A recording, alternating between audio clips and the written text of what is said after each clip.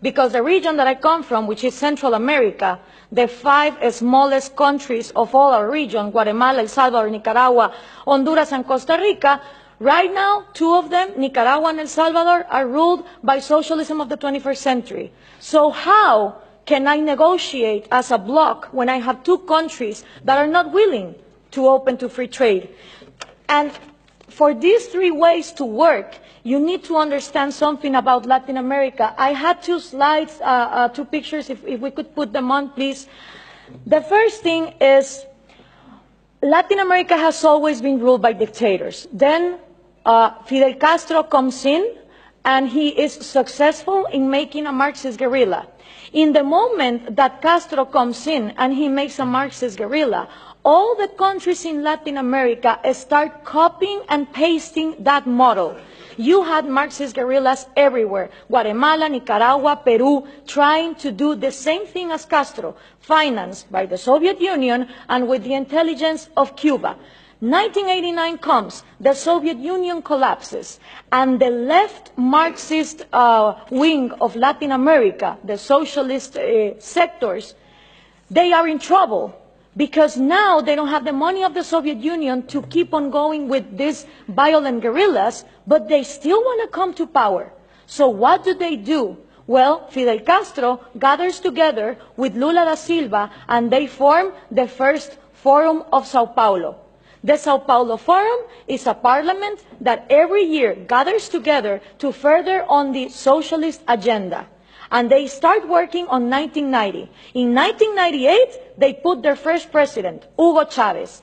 And that was a relief for Cuba, because the money that the Soviet Union was lacking to give, the oil of Venezuela started giving. And now that the oil prices are coming down, they are hoping for Colombia to advance on the agenda to give FARC, the Marxist guerrilla drug dealer of Latin America, places in power. If this happens, we're going to have the first narco-socialist government, which will mean that the money of drugs, it's infinite. It doesn't depend on the market like oil, and then you have another socialism of maybe the 22nd century. So what we need to understand is this regional strategy is not only put in place in Venezuela, it has been put in place and tested in Brazil, Argentina, Chile, Uruguay, Nicaragua, El Salvador. And the places where they haven't governed, they have people who are waiting to come to power. When we understand this, we also understand that when the Berlin Wall fell and communism was a thing of the past, in Latin America we voted for the so-called neoliberal governments, the right-wing presidents that were going to open the market. These people gathered together in the Washington Consensus, and they promised that they would give us free market. What did they do? They privatized everything. They privatized electricity, trains, radio stations, but they didn't liberalize them.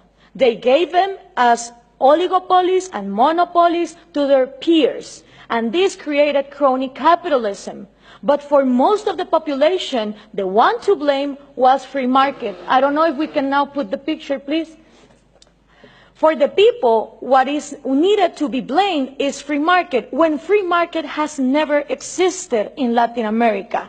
So it's always blaming the government, but expecting more government to come in and solve the problem, like this picture shows here. So what happened then? People started voting for socialism of the 21st century because they were going to, fix the mess that this crony capitalists did in the 90s. Venezuela was going to be the promised land. Caracas was going to be the New York City of Latin America. So what happened? All these people get in power, Chavez, Lula, Correa, Evo Morales, and instead of finishing with the privileges, the crony capitalism, the oligarchies, they become even worse. So why is this good news to us? Because people in Latin America don't know what to do. They tried with the right wing, and they think that too much of a free market failed, and then they tried for socialism of the 21st century, and it turns out that it didn't end poverty, it multiplied it.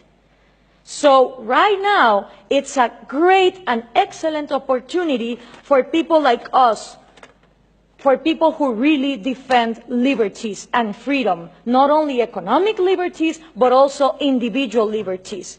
Because in a moment where there is frustration to the left and to the right, and everything has been tried, and all of them are statists who want to control the economy, is great news for people like us who want to defend freedom. The examples given here from different regions of the planet demonstrate that freedom works.